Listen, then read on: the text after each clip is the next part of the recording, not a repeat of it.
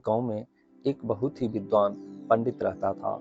एक दिन वह अपने बचपन के मित्र से मिलने के लिए दूसरे गांव जा रहा था। उसका वह मित्र बचपन से ही गूंगा और एक पैर से अपाहिज था। उसके मित्र का गांव उसके गांव से काफी दूर था। रास्ते में कई छोटे छोटे गांव पड़ते थे। पंडित अपनी ही धुन में आगे चला जा रहा था। तभी रास्ते में उसे एक आदमी और मिल गया और वह भी पंडित के साथ साथ चलने लगा।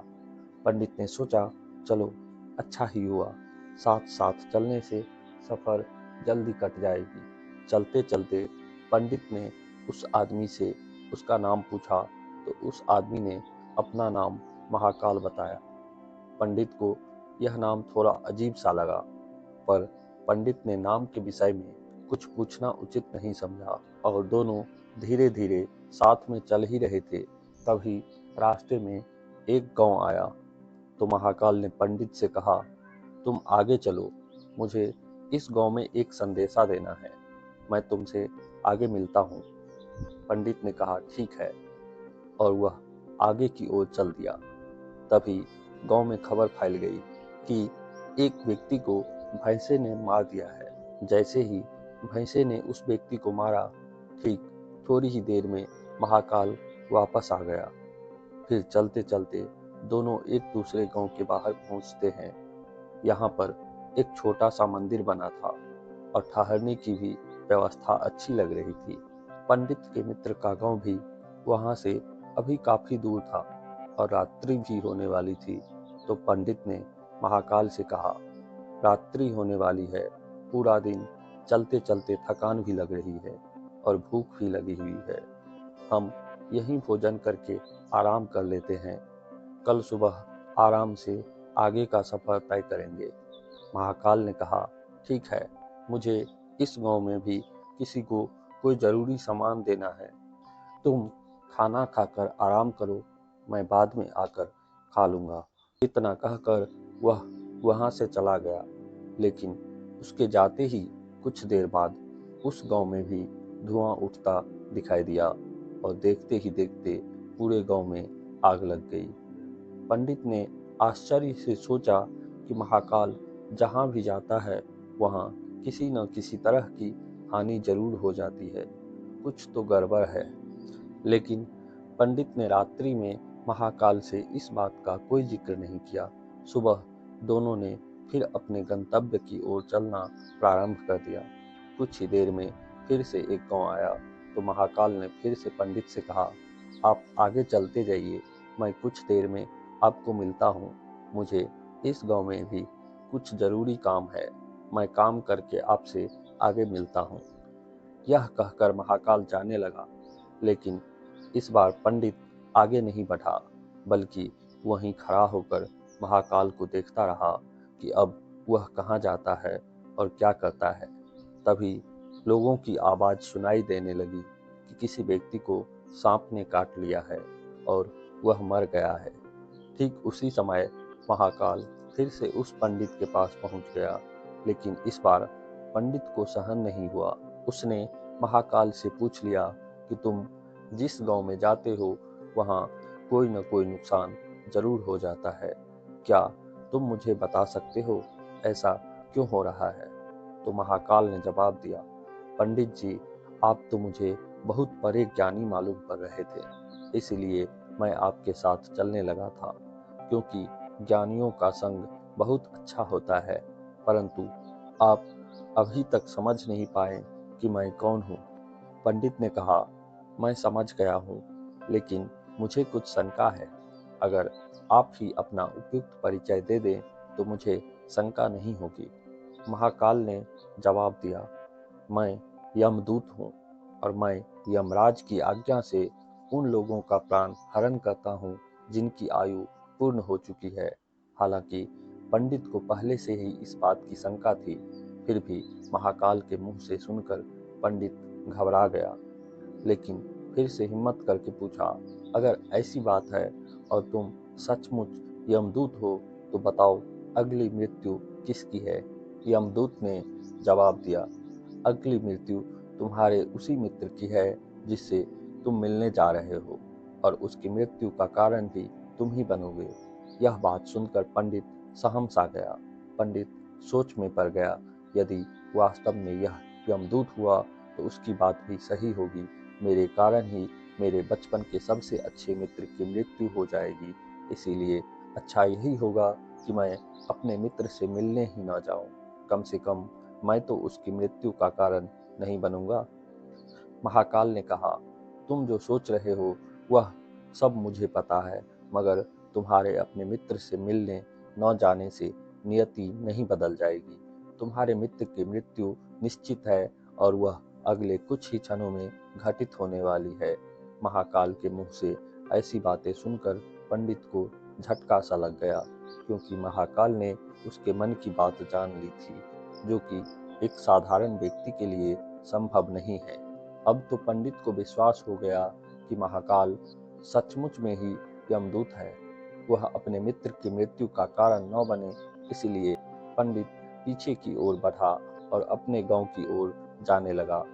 परंतु जैसे ही पंडित मुड़ा, उसका मित्र तेजी से उसकी ओर आता हुआ दिखाई दिया, जो पंडित को देखकर अत्यंत प्रसन्न दिख रहा था। अपने मित्र के आने की गति को देखकर पंडित को ऐसा लगा जैसे कि उसका मित्र काफी समय से उसके पीछे ही आ रहा है, लेकिन वह बचपन से ही गूंगा था और पैर से भी अपाहिज था, इसलिए न तो वह पंडित के पास पहुंच पा रहा था और न ही पंडित को आवाज दे पा रहा था।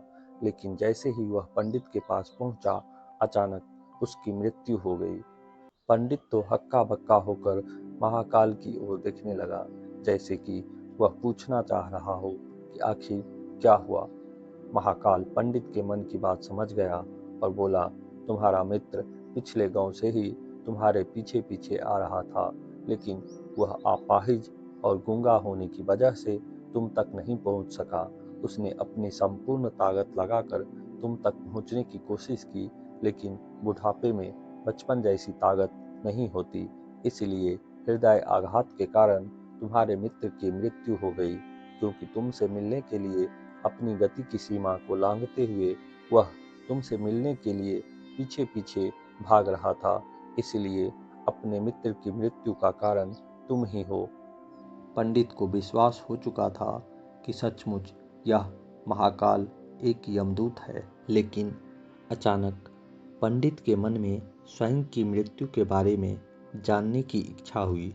इसलिए उसने महाकाल से पूछा, जब मृत्यु मेरे मित्र की होनी थी तो तुम शुरू से ही मेरे साथ क्यों चल रहे थे? महाकाल ने जवाब दिया, मैं तो सभी के साथ चलता हूँ और हर समय चलता रहता हूँ, किंतु लोग पहचान नहीं पाए, क्योंकि लोगों के पास अपनी समस्याओं के अलावा किसी और व्यक्ति, वस्तु या घटना के संदर्भ में सोचने, समझने और देखने का समय ही नहीं होता।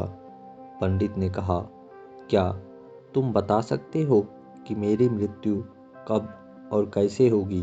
तो महाकाल ने कहा, हालांकि किसी सामान्य जीव को यह जानना ठीक नहीं है, क्योंकि कोई भी जीव अपनी मृत्यु के बारे में जानकर दुखी ही होता है, लेकिन तुम तो ज्ञानी व्यक्ति प्रतीत होते हो और अपने मित्र की मृत्यु को तुमने जितनी आसानी से सहन कर लिया है, उसे देखकर लगता है कि तुम अपनी मृत्यु के बारे में जानकर भी दुखी नहीं होंगे।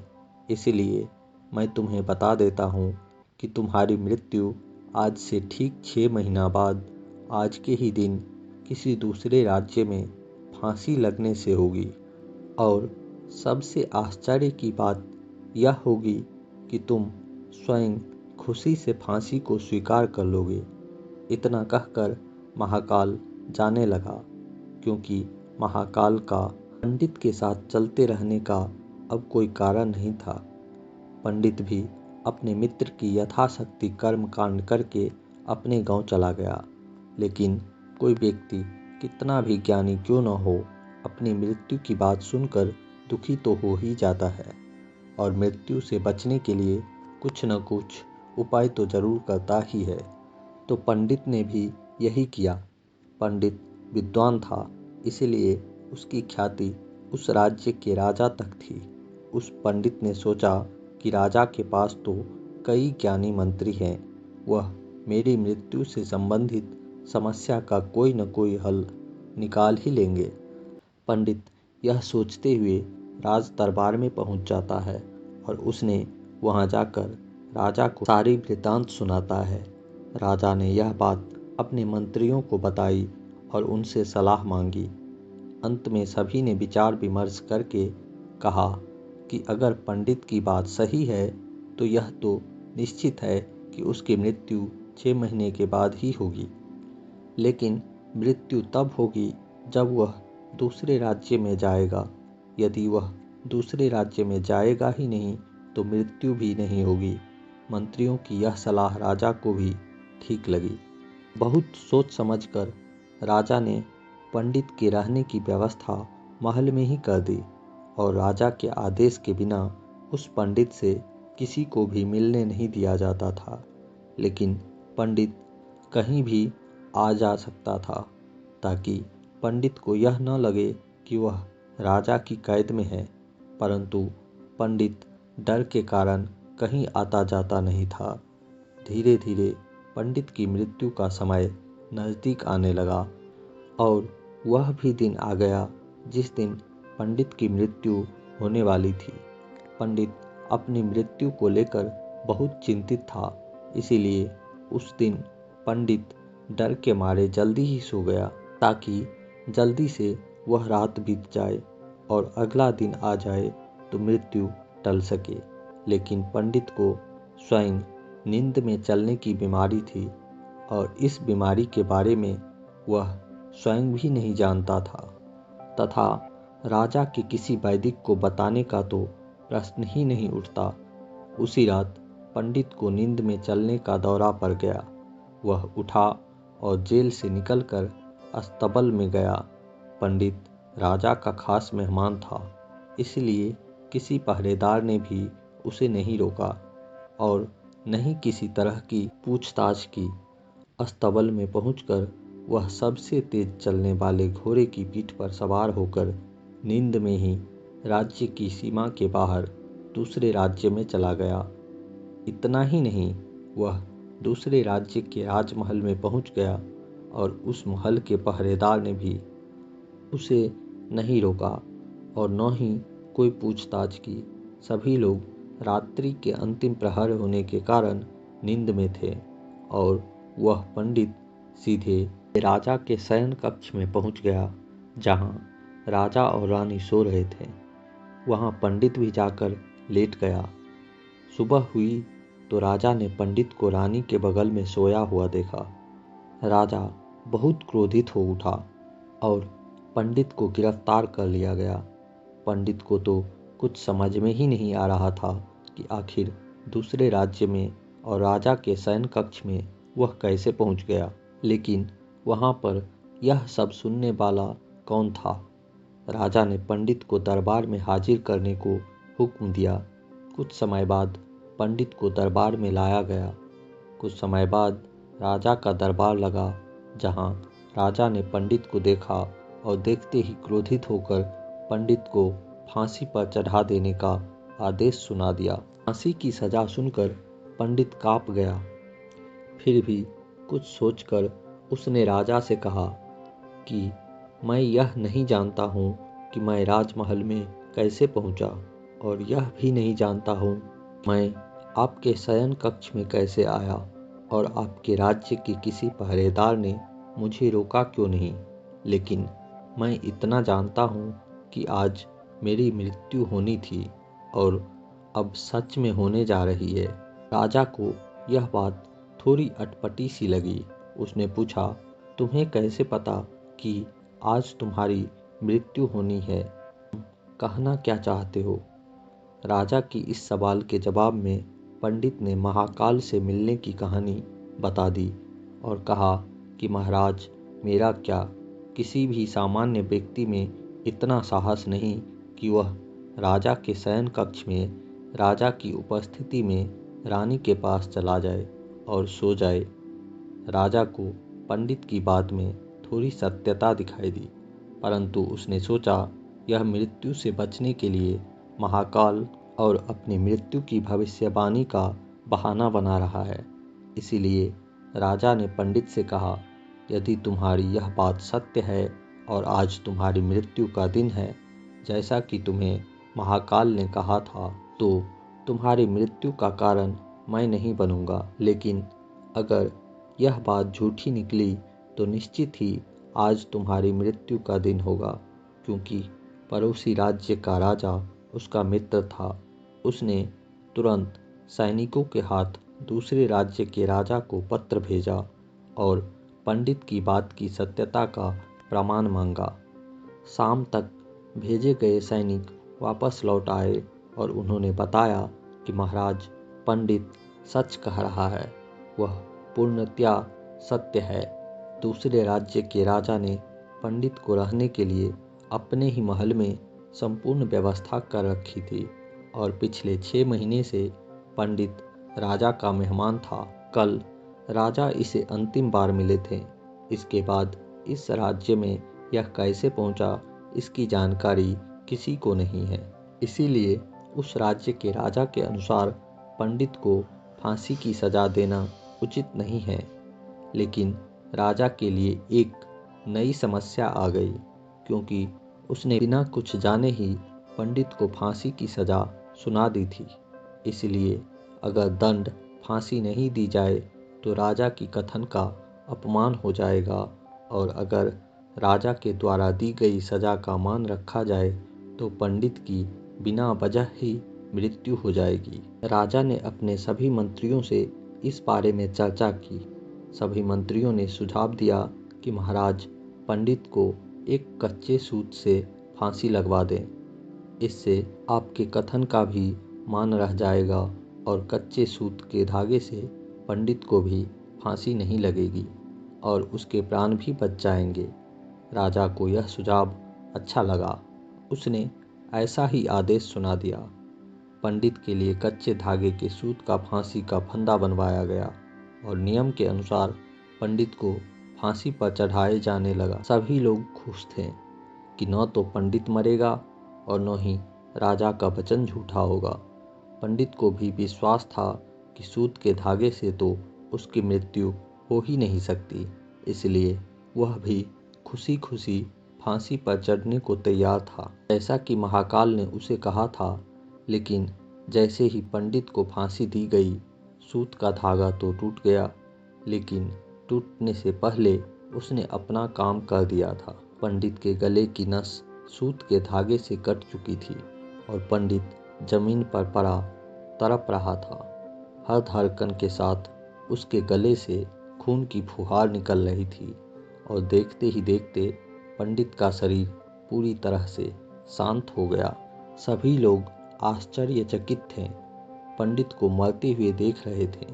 किसी को विश्वास ही नहीं हो रहा था कि इस कमजोर से धागे से किसी की मृत्यु कैसे हो सकती है।